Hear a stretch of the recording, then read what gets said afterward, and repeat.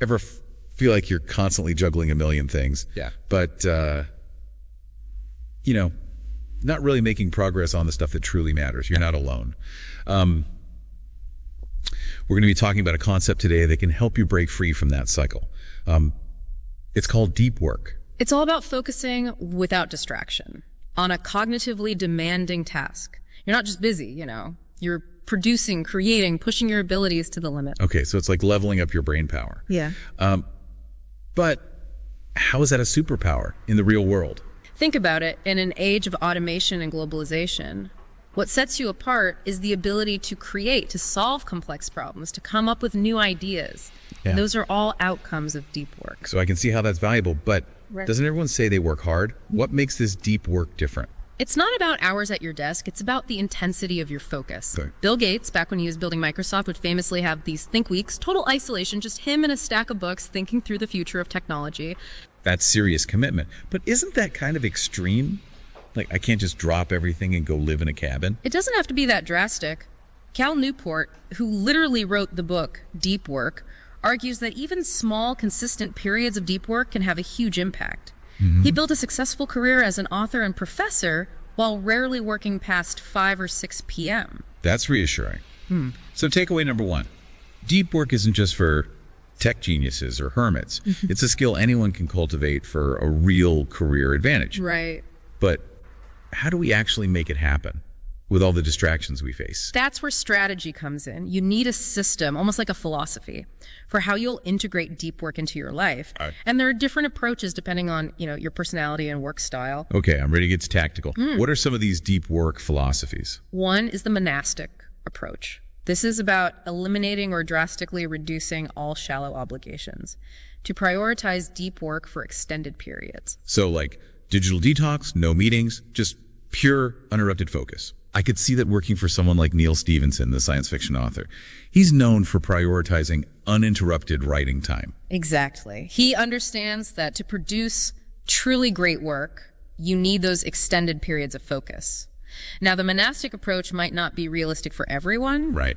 But it highlights the level of commitment deep work requires. Okay, so full-on monk mode might not be my thing. What are some other options? There's the bimodal approach, where you alternate between intense periods of deep work and periods of more shallow collaborative activities. Carl Jung, the famous psychologist, used this approach. Didn't he have that secluded cabin where he would go to write and reflect for weeks at a time? That's right. He would then return to his regular life of seeing patients and engaging with the world. It's a cycle of intense focus, followed by a period of more outward engagement. So takeaway number 2 is that we need to choose a deep work philosophy that fits our lives. Yeah. Whether it's intense isolation or finding a rhythm of deep work alongside our other commitments. Are there any approaches that are a bit more, shall we say, everyday life friendly? Absolutely. The rhythmic approach is all about building a regular, predictable pattern of deep work sessions into your schedule. Okay. Maybe it's the first 2 hours of every morning or a dedicated block on Tuesday afternoons. So it's like building a deep work habit. Yeah. Making it a consistent part of your routine rather than a one-off sprint. I like that. What about those of us who need more flexibility in our schedules? For those who thrive on spontaneity, there's the journalistic approach. It's about seizing opportunities for deep work whenever they arise, even if it's just for a short burst. Like a journalist who has to jump on a breaking news story, but still needs to carve out time to write their in-depth features. Exactly. It requires a high degree of self-awareness and discipline to switch gears into deep work mode on the fly. Okay, so we have 4 distinct philosophies: monastic, bimodal, rhythmic, and journalistic. That's a helpful framework, but I'm guessing there's no one-size-fits-all answer. You got it. The key is to experiment and find what works best for you. Okay. You might even end up blending elements of different philosophies. So takeaway number 3. Cultivating deep work is about choosing a philosophy that fits our individual needs and work styles. But how do we actually train our brains to focus in a world that's constantly vying for our attention? That's where the concept of concentration calisthenics comes in. It's like building mental muscle for your focus, just like physical exercise strengthens your body. Okay, I'm picturing myself doing mental push-ups right now. What are some examples of these concentration calisthenics? One classic example is memorizing a deck of cards. It might seem like a party trick, but the process of forcing your attention to those cards, building those mental connections, can actually strengthen your overall ability to concentrate. Interesting. So it's not about the cards themselves. It's about training your brain to focus intently. What else works? Another powerful technique is spending time in nature. Studies have shown that even a short walk in the woods can significantly improve your ability to focus. That makes sense. It's like hitting the reset button on your attention span. I know I always feel more relaxed and focused after spending time outdoors. Exactly. And here's a challenge for you. Think about a small, specific task you can practice with intense focus each day. It could be anything from reading a challenging article to solving a puzzle to working on a creative project. I love that challenge. So takeaway number 4 is that we need to actively train our minds to focus, just like we train our bodies. It's about building that mental muscle through deliberate practice. Absolutely. But it's not just about building those focus muscles. It's also about eliminating the things that weaken them in the first place. That's where we need to talk about shallow work. Shallow work. That sounds familiar. Remind me what that is again. It's all those tasks that are easy to replicate and don't require intense focus. No. Things like checking email, attending unnecessary meetings, scrolling through social media. They might feel productive, but they're not really moving the needle on our most important goals. It's like the junk food of the work world. Tempting and easy to consume, but not very nourishing in the long run. That's a great analogy. And just like junk food can sabotage our physical health, shallow work can sabotage our cognitive performance and prevent us from doing our best, most meaningful work. Okay, so takeaway number 5 is that we need to be aware of shallow work and its potential to derail our deep work efforts. But how do we actually go about eliminating it? It feels like it's everywhere. You're right, it's insidious, but we can fight back. One key strategy is understanding a concept Cal Newport calls the principle of least resistance. Ooh, intriguing name. Break that down for me. It essentially means that when faced with a choice, we tend to gravitate towards the easiest option, even if it's not the best option in the long run. So we check email because it's easy and gives us a little dopamine hit, even though it might be distracting us from a more important task. So it's like our brains are wired for instant gratification rather than long-term satisfaction. Exactly. And that's why we need to be proactive in designing our work environments and our work habits to make deep work the path of least resistance. Okay, I'm ready to declare war on shallow work. Where do we start? First, we need to track how much time we're actually spending on it. You might be surprised by how much of your day is consumed by shallow tasks. So takeaway number 6 is to become aware of our shallow work habits by tracking our time. Once we have that awareness, what's next? Then we can start to identify the biggest culprits and strategize how to eliminate or minimize them. I'm all ears for those strategies. Let's dive into those right after. No, we're not doing that. Okay. We're just going to keep going. Right, sounds good. Let's do it. All right, so we're back, ready to tackle those shallow work culprits. What are some of your top strategies for minimizing those time-wasting tasks? One of the most effective is to schedule every minute of your workday. Wait, every minute? Doesn't that sound a bit, rigid? I know it might seem intense, but it can actually be incredibly freeing. You know, when you plan out your day in advance, you're essentially creating a roadmap for your time and attention. Instead of constantly reacting to emails and requests, you're making deliberate choices about what you work on and when. So it's about taking control of your day rather than letting your day control you. Precisely. And it doesn't have to be super granular. You know, you don't need to schedule bathroom breaks. Right. The point is to have a general structure for your day with dedicated blocks for deep work and for those unavoidable shallow tasks. That makes sense. So takeaway number 7 is to schedule our days, including time for both deep work and shallow work. Now, how do we actually measure how much time we're spending on those shallow activities? Time tracking apps are great for this. There are tons of options out there, both free and paid. Simply track your activity for a few days and you'll have a much clearer picture of where your time is going. It's amazing how much more aware you become of your time use when you're actually tracking it. It's eye-opening, isn't it, that awareness is key because it lets you start making more conscious choices about how you spend your time. You might realize you're spending way more time on email than you thought, or getting sucked into social media black holes. Okay, so let's say we've tracked our time and identified the shallow work black holes. What are some strategies for minimizing or eliminating them? One powerful approach is simply learning to say no more often. Easier said than done, right? Especially in a work culture where we're expected to be responsive and always available. I hear you. It can be tough, but it's essential to remember that our time and attention are valuable resources. Right. It's not selfish to protect them. It's about prioritizing what truly matters. So it's about being selective in the commitments we make. Exactly. And it's not about being rude or dismissive. It's about communicating your priorities clearly and respectfully. So maybe instead of automatically accepting every meeting invitation, we could suggest a quick phone call or an email exchange instead. That's a perfect example. Another strategy is to batch similar tasks together. Instead of checking email constantly throughout the day, designate specific blocks of time for email processing.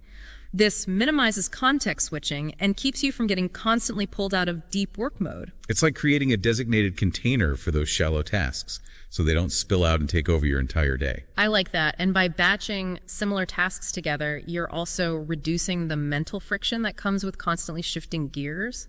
So it's not just about saving time, it's about improving our focus and cognitive performance. Precisely. Now let's talk about a technique for managing emails specifically, which I think is a major source of shallow work for many people. Have you ever heard of the sender filter? The sender filter, tell me more. It's a strategy for ensuring that the emails you receive are truly important. Sure. You essentially create a filter in your email client that only allows messages from specific senders to reach your inbox. Everyone else goes into a separate folder that you can check less frequently. So you're basically curating your inbox, prioritizing messages from people who are essential to your work or life. Exactly. This might not be feasible for everyone, especially if you're in a role that requires you to be responsive to a wide range of people. But if you have some control over your email communication, it can be a game changer for minimizing distractions. Okay, so takeaway number 8 is to experiment with strategies like batching and filtering to minimize those shallow work. Time sucks. But I think a lot of people struggle with the motivation to actually do deep work.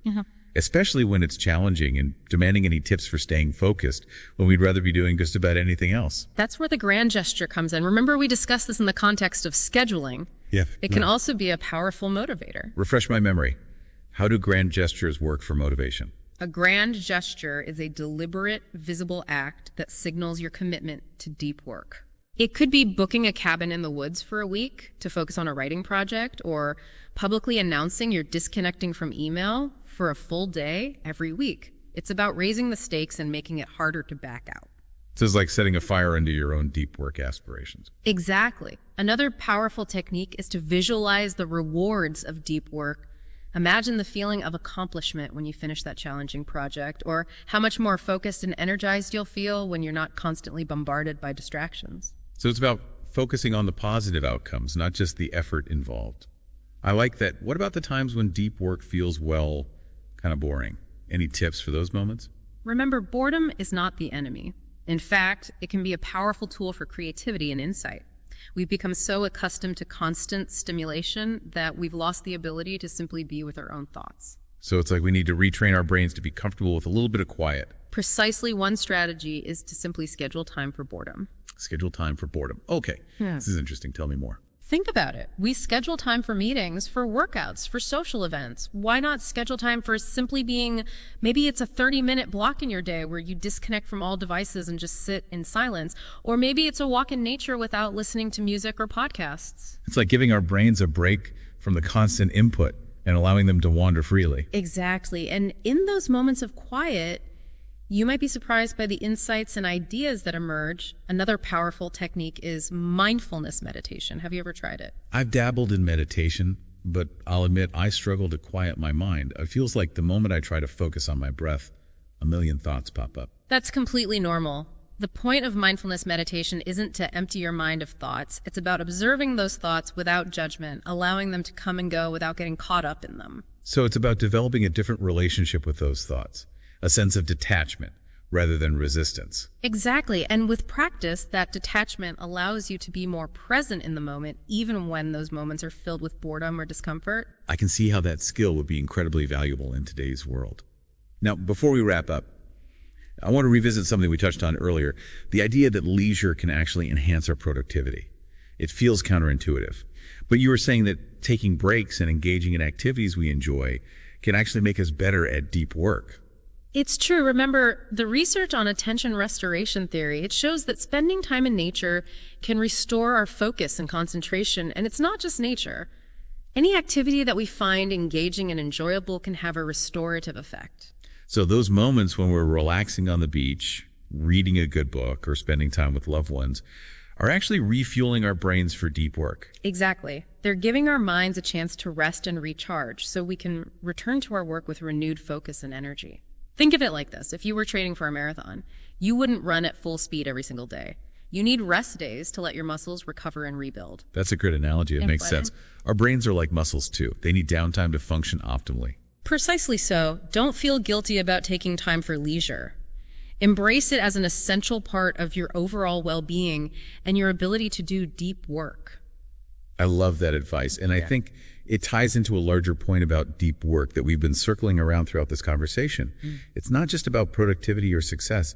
It's about living a more fulfilling and meaningful life. That's beautifully said. Deep work allows us to connect with something larger than ourselves, to tap into a sense of purpose and mastery that transcends the daily grind. It's about creating work that matters, work that has impact, work that makes a difference in the world. It's about expressing our unique gifts and talents, about contributing something of value, about leaving a legacy that extends beyond ourselves. Exactly. And that's what makes deep work so compelling. It's not just a productivity hack. It's a path to a richer, more meaningful life. Well said. This has been a truly enlightening conversation about the power of deep work. I know I've walked away with a renewed sense of purpose and a toolbox full of strategies for making deep work a reality in my own life. I hope our listeners feel the same. And if you're looking for more insights from thought-provoking books, be sure to subscribe to the Bookshelf channel for more deep dives like this one. Until next time, happy reading and happy working. It's funny we talk about eliminating distractions and finding focus, but I'm also realizing that sometimes the most valuable insights come when we allow our minds to wander a bit. Absolutely. There's a real power in embracing those moments of boredom, those times when we're not actively trying to be productive. That's when our subconscious can kick in and make those unexpected connections that often lead to breakthroughs. It reminds me of something we talked about earlier, those concentration calisthenics. Could we consider those moments of boredom as a different kind of mental workout? I think that's a great way to look at it. We're so used to filling every moment with stimulation that we've forgotten how to just be. And that ability to be comfortable with silence, with solitude, with the absence of external input, it's becoming increasingly rare and valuable. It's like a muscle we need to develop. The ability to be present with our own thoughts and feelings without needing constant distraction. So how do we actually cultivate this boredom muscle, so to speak? One way is to simply schedule time for it. Just like we schedule meetings and workouts, we can schedule time for boredom. I'm picturing putting Be Bored on my calendar, and I have to say, it feels a little strange. It might feel odd at first, but the point is to be intentional about creating space for stillness in our lives. It could be a 30-minute block in your day where you disconnect from all devices and simply sit in silence. Or maybe it's a walk in nature without listening to music or podcasts, just observing your surroundings and letting your mind wander. So it's about giving our brains a break from the constant input and allowing them to process and explore without a specific agenda. Exactly, and in those moments of quiet, you might be surprised by the insights and ideas that emerge. Another powerful technique for embracing boredom is mindfulness meditation. Have you ever tried it? I've dabbled in meditation, but I'll admit I struggle to quiet my mind. It feels like the moment I try to focus on my breath, a million thoughts pop up. That's completely normal. The point of mindfulness meditation isn't to empty your mind of thoughts.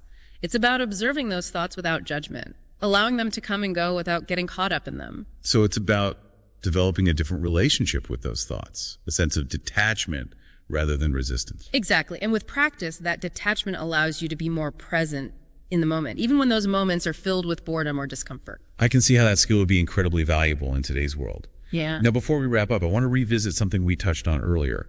The idea that leisure can actually enhance our productivity. It feels counterintuitive. But you were saying that taking breaks and engaging in activities we enjoy can actually make us better at deep work. It's true. Remember the research on attention restoration theory. It shows that spending time in nature can restore our focus and concentration. And it's not just nature. Any activity that we find engaging and enjoyable can have a restorative effect. So those moments when we're relaxing on the beach, reading a good book, or spending time with loved ones are actually refueling our brains for deep work. Exactly. They're giving our minds a chance to rest and recharge so we can return to our work with renewed focus and energy. Think of it like this. If you were training for a marathon, you wouldn't run at full speed every single day. You need rest days to let your muscles recover and rebuild. That's a great analogy. Yeah. Makes sense. Our brains are like muscles too. They need downtime to function optimally. Precisely so. Don't feel guilty about taking time for leisure. Embrace it as an essential part of your overall well-being and your ability to do deep work. I love that advice. And I think it ties into a larger point about deep work that we've been circling around throughout this conversation.